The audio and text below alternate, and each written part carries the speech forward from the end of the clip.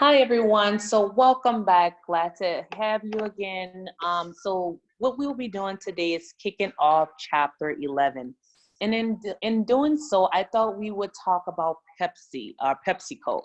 So they're best known for their soft drinks, Pepsi, Diet Pepsi, Gatorade, Mountain Dew, and then they also make a variety of foods such as Lay's potato chips, Doritos, Cheetos, Quaker Oats, and Aunt Your Mama. Hey, I love me some pancakes and syrup. Anyways, they also sell products to over 200 countries, including the US, which is one of their primary markets. And they use a variety of methods to finance its operations, including long-term debt and stock. So chapter 11 is all about accounting and reporting bonds payable. Okay, so chapter 11, liabilities, and we're looking at bonds payable. Now, before we get into that, I just want to bring up some more maybe relevant examples that you maybe can connect back home with you. So talking about or mentioning bonds, there are some very notable companies that recently, as in maybe 2007, as early or late as 2017, that issued bonds. So one of them was Apple, for example. Apple has a stockpile of cash, but in 2017, they issued a bond nearly in the amount of nearly $27 billion. And they were doing that to repurchase stock. And so we'll talk about that in chapter 12 as well. Then we have AT&T. So we all know about AT&T. They dabble in a couple of different things, but AT&T also issued $38 billion in bonds. And this was mainly to finance its purchase of Time Warner. And so unfortunately for them, the Department of Justice filed a suit to block that acquisition, but that's what they were doing it for. And then lastly, while we're all kind of stuck inside, or if you're listening to this, maybe COVID-19 has passed by then. But anyways, Amazon. Amazon is a huge player in our e-commerce right now, or the biggest, right? And in 2017, Amazon acquired Whole Foods, and in that time, they issued a $13.7 billion bond to help with the acquisition of that retail chain, right, Whole Foods. And so again, I just want to make sure I bring some relevant examples or examples back to you guys so you can understand, it's not just your like these companies you never heard of. It's the ones that we are most familiar with that are issuing bonds to help finance a variety of things. Apple was for repurchasing of stock. AT&T was the financing of another organization or another business that fell through. And Amazon was to acquire another business such as Whole Foods. All right, so let's talk about the nature of bonds, okay? So similar to notes receivable or notes payable, so we learned about that in the end of chapter 8 and a little bit of chapter 10, I believe. When we're looking at a bond, it's interest bearing, it's periodic interest payments. We have a face amount or a principal to be repaid at maturity, and then the bondholder has claims before the stockholders. Now, what I want to make sure I point out to you guys is that we're reporting this from the perspective of the company. Let's not forget that, okay? So maybe we are the Amazon, or maybe we are the AT&T, so forth and so on, right? And so remember, we have all of these investors. So we have investors, we're the company, right? And we need money, right? But the investors are the ones with the money, right?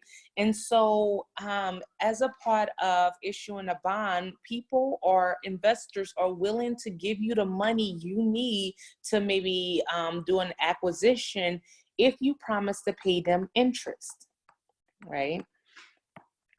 So that's kind of part of the deal. And then at the end of the term, you have to pay them back the full amount of the bond, or at maturity, you have to pay back the principal amount. Okay. All right. So that's what I really want to make sure you understand on this particular slide. So there's some bond terms that we need to make sure we understand. So a bond is issued a bond issue is divided into a number of individual bonds. Now, let's take, for example, this concept. Say, for instance, maybe in our prior example, Amazon wanted to issue a bond because you're buying Whole Foods, right? And so they needed a total of $13.7 billion to make this acquisition happen, right? That's a lot of money. Now, what we're saying is a bond is usually divided into individual bonds. So can you imagine if Amazon just issued this one bond in the amount of $13.7 billion? So first off, who would be willing to buy this $13.7 billion bond? Who could afford it, right?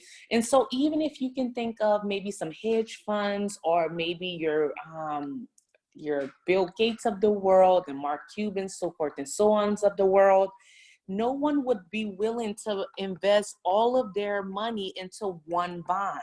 It's the idea of having too many eggs in one basket, right? The whole idea of investing is to diversify. You want to spread out your investments. And in investing into one bond at $13.7 billion, that is pretty risky, right? So with that in mind, most companies that are issuing a bond, they're going to take this $13.7 billion and they're going to break it out into smaller bonds, right? And then in that sense, that more people would be interested in investing into that bond. So maybe you're going to have maybe 10,000 bonds at maybe 20,000. Things of that nature. Basically, you're breaking up the bond so it is a little more digestible for your investors. All right. And now we're going to switch some terminology. We're going to go from the face amount, and it's the same thing as principal. So when we usually divide out our bond, it's usually in multiples of 1,000, right? So you won't get a bond that's like, I don't know, $3,375. It's usually in multiples of 1,000. Interest can be paid on an annual basis, semi-annual basis, and quarterly. So if it's being paid annually, that means one time a year, semi-annually, 2 times a year, and quarterly, 4 times a year.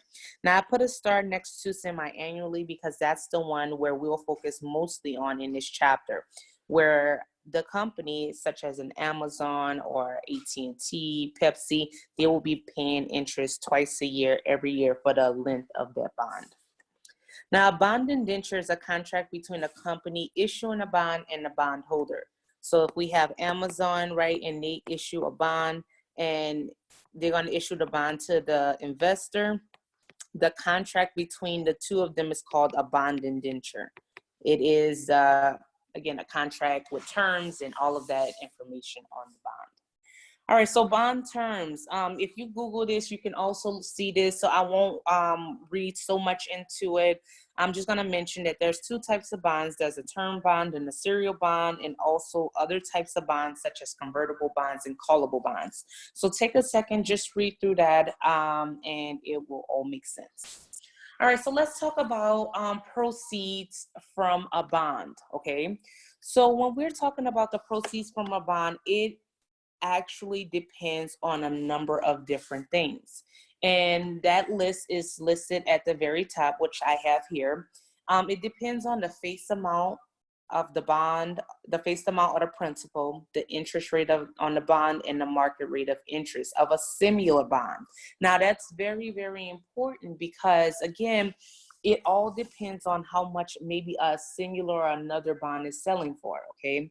So the face amount and the interest rate is stated on the bond indenture, right? So if I'm buying, as in maybe the investor, if I'm buying a bond from Amazon, we have a contract between the two of us. It'll state the amount of the principal, it'll state the interest rate, and then how long the bond is for, or when will it mature or become due. The interest rate equals the contract rate, or also known as the coupon rate. And then we have this term called the market rate of interest, also called the effective rate of interest. And this is determined by the sale and purchase of similar bonds. Now, I want to dive into this concept a little more. So what I'm going to do is I'm going to pause this video, or I'm going to start a new video, and explain the concept of proceeds from bonds and how that all plays into how a company will get the money they need from a bond, and what does that look like. Okay, so stick with me for a second, and yeah, review what I just talked about, and then press play on the next